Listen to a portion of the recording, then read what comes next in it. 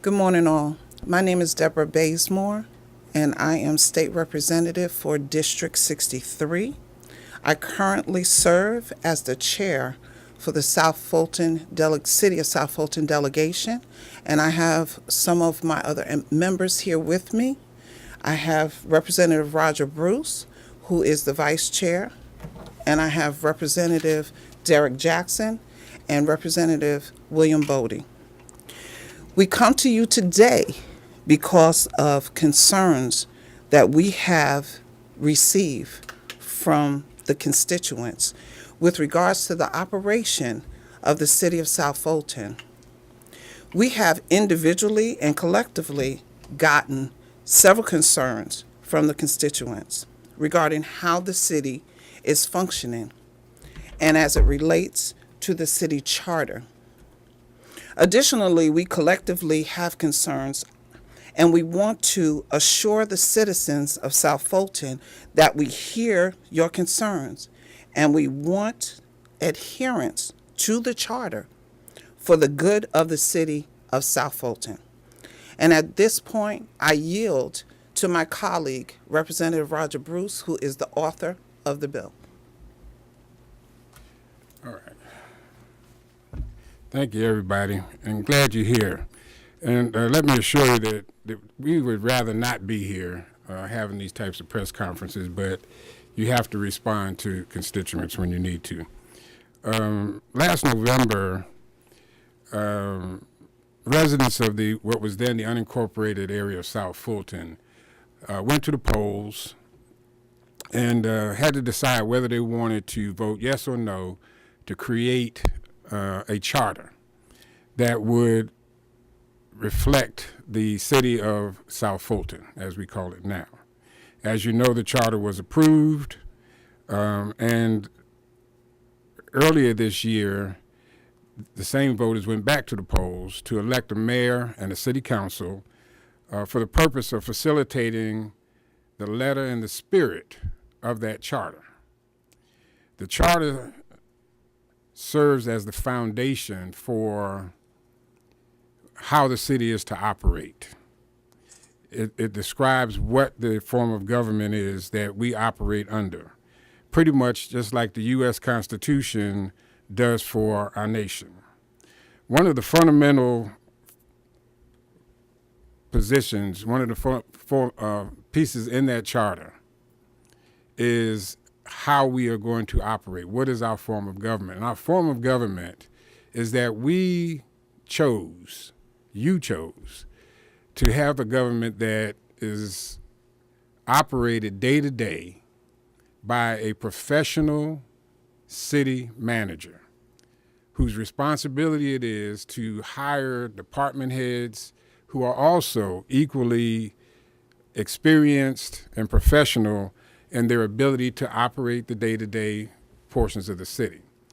The charter also calls for us to have a elected body that sets policy, and the policies are supposed to be directed to making sure that the charter is carried out. It's to facilitate the things that you as the public voted for to have as our form of government. You know, people have given it all kinds of other names, but the bottom line is that it is intended to be operated by professionals who have background, experience, training, and education to do the day-to-day things that are required to make this city successful. The charter does not call for elected officials to be involved at all in the day-to-day operation of the city. They are to select the city manager and a couple other positions, but they're not to be there to micromanage, and neither are we. We're not here for the purposes of micromanaging. But as was stated, our phones have been blowing up, our emails have been going crazy, with people voicing concerns about different things. Every day during the General Assembly, we vote at the beginning of the session, just about every day, on local legislation. The local legislation is primarily to make change or to modify and to address things that need to be dealt with in local city charters. And our city is not going to be any different. We're going to have local legislation similar to the way you have it anywhere else. There's going to be things that we find and discover that have to be looked at. One of those things is our process for how the veto process. And let's be clear, we are not going to change our form of government by any action that we take. We're not changing the form of government. But what we find is when the council has the ability to put forward legislation that would make changes to the city. And the mayor has the option, if he feels or she feels that the legislation is inappropriate or in violation of the charter or whatever. That is the checks and balances of the process. So he can veto it. Then if the city council, wants to say that, hey, well, maybe, the mayor is wrong in this instance, then there's a process in place for them to override it. And what we want to make sure is that the reality is that if the mayor has one position, the council has another position, that means the elected body is not on the same accord on that particular issue. The current charter allows for that to come up for an override in the next session of the council. And what we have talked about is that we'd like to have that process expanded a little bit to allow the mayor and council to talk it out, to try to sit down and work out whatever the differences are and understand what the differences are, and also to give the public an opportunity to chime in and to be able to participate in the decision-making process as it relates to whether a veto should be overridden or not. So we are looking at that kind of option. The other thing that we're looking at is to make sure that there's clarity around the hiring practices. The charter, as far as I'm concerned, already is clear that the hiring authority lies with the city manager. But based on some things that have been brought to our attention recently, we may need to clarify that. So we will be looking at ways to do that when we go back into the General Assembly as well. So we wanted to, again, clear up all the rumors. We're not changing the form of government. We're not giving anybody any more power. We're just trying to make sure that the citizens of the city of South Fulton have an opportunity to have a successful city. This city is got so much potential, so many opportunities, that we want to just make sure that all of that is maximized by the things that we do day to day in the city. I'm going to turn it over to Deborah again. Excuse me.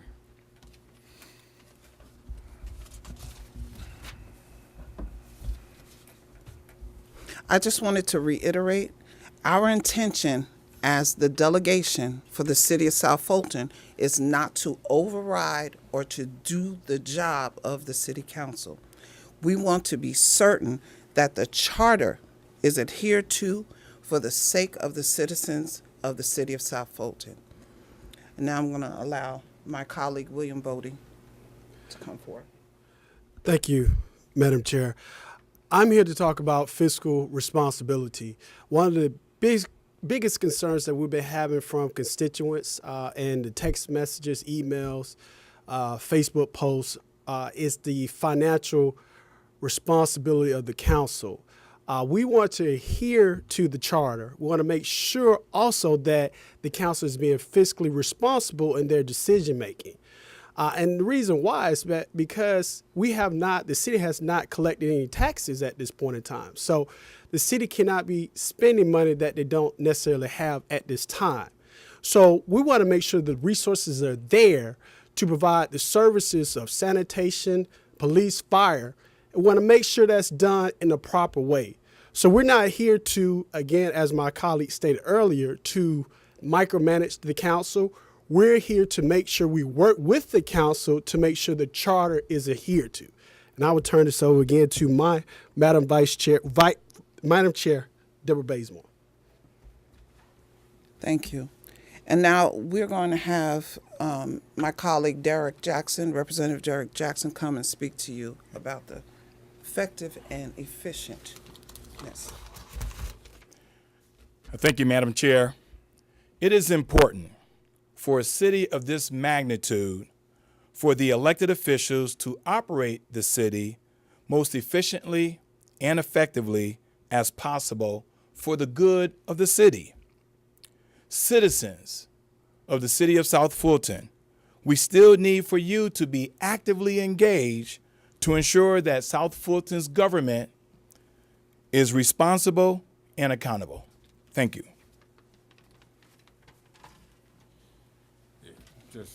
Just to kind of, bring it full circle, what we wanted to do today is kind of put a charge out to everyone, everybody that's involved in this, citizens, council members, ourselves, to focus on the things that have to be done right now. As I said earlier, we have a finite amount of time to be able to transfer the departments from the county over to the city. And that time is running out. Anything that we're doing that is not contributing to that is a distraction. And it puts the city, it delays the process. It hinders the process. It makes us, and it puts us in a situation where we have to do so many things to clean it up. So the charge to you, to all of us, including the folks that stand here with me, is to focus, redirect our attention, make sure that the things that we are doing every day are getting us closer to the objective of transferring and creating the city that we want. This city has unlimited potential. It has amazing potential. But if we allow ourselves to be distracted from the charge of getting it set up properly and creating the proper foundation, then we're creating something that nobody intended to have. We simply want everyone to follow the charter. We are going to make changes. It's just going to happen. If we find things that are either not clear or that need to be changed because of new information, there are going to be changes to the charter. That's what happens every day. The Constitution gets changed, city charters get changed, but we're not changing the form of government. The government is going to be in the hands of the people, and we want it that way, and we're going to keep it that way. And as it was said, we are not changing the form of government. We had constituents go to the polls and tell us this is the way they want the city to run. And at this juncture, we would invite you, if you have any questions, now's the time.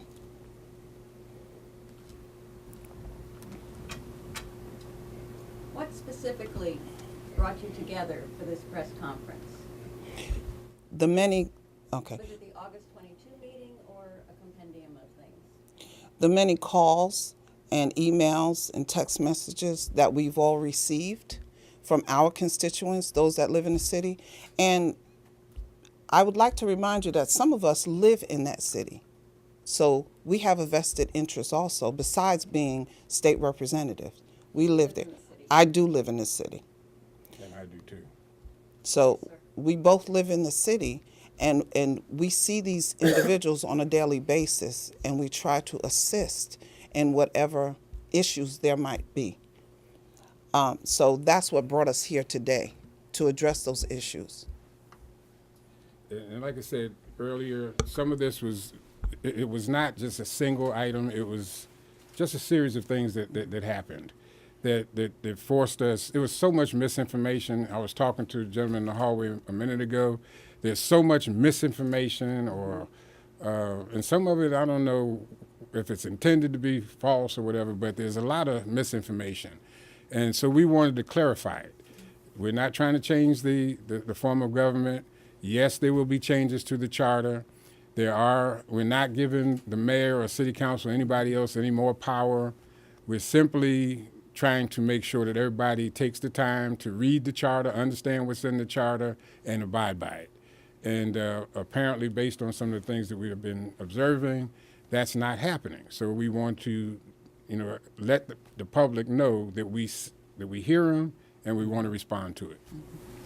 So, Representative Bruce, I apologize, I was late. Anjali Hi. Proctor from Fox 5. It seems like a lot is not being said here, and it's very hard to follow what you all are saying. I'm not privy to any meetings, I have not been. But what I'm trying to find out is, are you loosening the charter at this time? Are you saying that, I keep hearing you saying the charter is not being followed. What is that? We're not going to loosen the charter. Again, some of the, we can't go in all the specifics right now because we're not in session yet. And you've been down here long enough to know that what we start out with is not always what you end up with.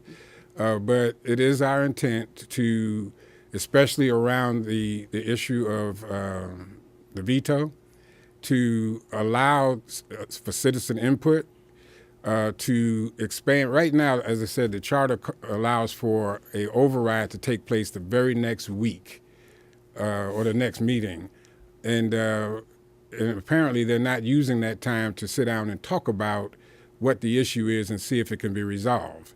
And so part of what we want to do or what we want to see is something put in place that would allow time for the mayor and the city council to be able to first see if they can resolve their differences and on that issue. And secondly, to give the public, we're going to ask for public hearings before, the override so that the public can chime in and understand. Because a lot of times the public doesn't understand what is happening. And in order for this city to be successful, as many people as possible have to be part of the process. So And what kind of time frame are you talking about? again, that has to be worked through. But right now, the very next meeting, they can override the veto.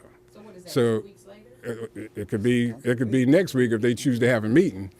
So the idea would be to put a time frame, probably about 30 days, something that would allow the mayor and council to take their time and work through whatever the differences are. Because obviously if one is saying we want it and the other one is vetoing it, they haven't worked out what's in the best interest yet for the citizens. So this would give them time to do that. And in that same period of time, we are going to ask that there be public hearings on those issues so that the public can also chime in and have an opinion, give their opinion about what is happening. Because the public is the ones got to live with the decisions that these people make.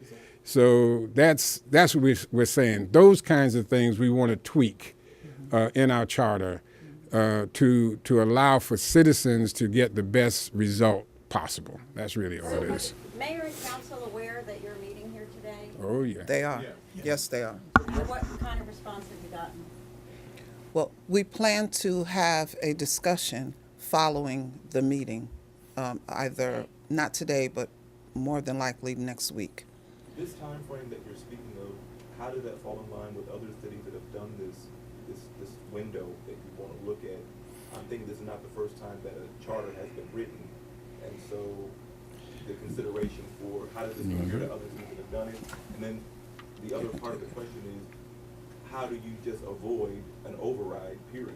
Decisions that can be overridden, and it seems from going to some of the meetings, there's a consistent block that is there's a consistent four counselors that have banded together to create the override, and no amount of time may ever resolve that.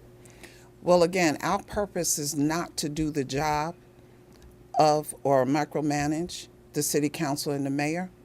But what we want to do is give them enough time to see if they can come to an agreement and also to include the citizens. So that's what our intent is. Yeah, the ultimate, to answer your question directly, the ultimate authority to force issues is the public.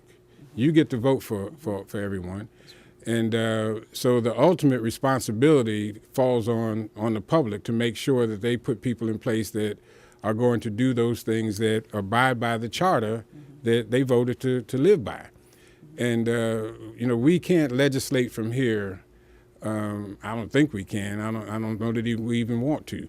We can't legislate what they do day to day. What we can do is put things in place to try to help facilitate the implementation of this charter, and that's what we are here to do. Like I said, if we right now, they vote on an issue, and then 1 week later is automatically on the agenda, or the next meeting is automatically on the agenda, and it appears that they're not using that time to sit down and discuss with each other, what the differences are. So now we want to expand the time to give them the opportunity to do that. But to help facilitate that, we also want the public to be able to participate and have their opportunity to say whether they think it should be overridden or not. Will you We have introduce another. legislation in January about this? That's the intent, yes. Would you also include some sort of stay period in that public comment and delay period for implementation of policies? So for example, let's say there was someone trying to hire someone, and could they use that delay process as a tactic to then slide their process through? So as you consider your process and your policy, your law, would you consider having a stay on that issue that is being debated? Again, we're giving you a generalization of what the concern is and what a potential solution is. You have to look at these things in more depth to make sure that you're not creating another problem by fixing the one that you think is broken. But the net of it is that what we're hoping is that they will use that period of time to sit down and understand from each other what the cause of the dissension is and work it out. And if they don't work it out, then we're not going to remove the opportunity for the mayor to veto and for the council to override it. That is what they call checks and balances, and we're not trying to change that. We're just trying to make sure that there's a thought process in place as they go through that. Angela? So how will this relate to some of these controversial votes I'm hearing about, like a non-inclusive seal that's been passed, or 7 people who've been hired at $40,000 who are only working 20 hours a week? Is that already done because it's been approved, or will what you proposing now affect that? Well, I guess speaking to SEAL, we have reached out to some of the city council members and the SEAL is still going to be up for automatic veto override, and I'll explain it a little bit better. The mayor has already intended that he's going to veto the seal. And so we'll be in the same process again, where it will be a situation where the council can come back and override the veto.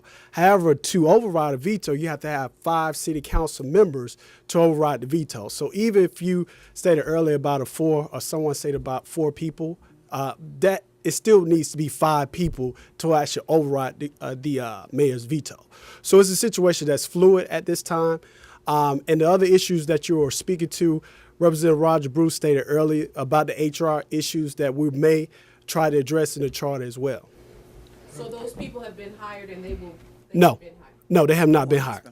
Representative Bruce, you made a comment about the time frame of transitioning from the county to the city. Can you speak on where we are in that transition period, that time frame? How much time is left for this to be included? November. November. Well, initially, we had a 2 years. So. But it's November of 2018. 2018. And there's still a lot to do. You have to bring over the police, you have to bring over the fire department, you have to put policies in place on how all of that's going to work. And while we're distracted on some of these other things that you brought up today, those things are not being addressed properly. So that's why we're here. Again, we're not here to micromanage, but I use the analogy. If you see water heading down a hill, and at the bottom of that hill is our city, and if we don't do something to stop that water, the city's going to get flooded.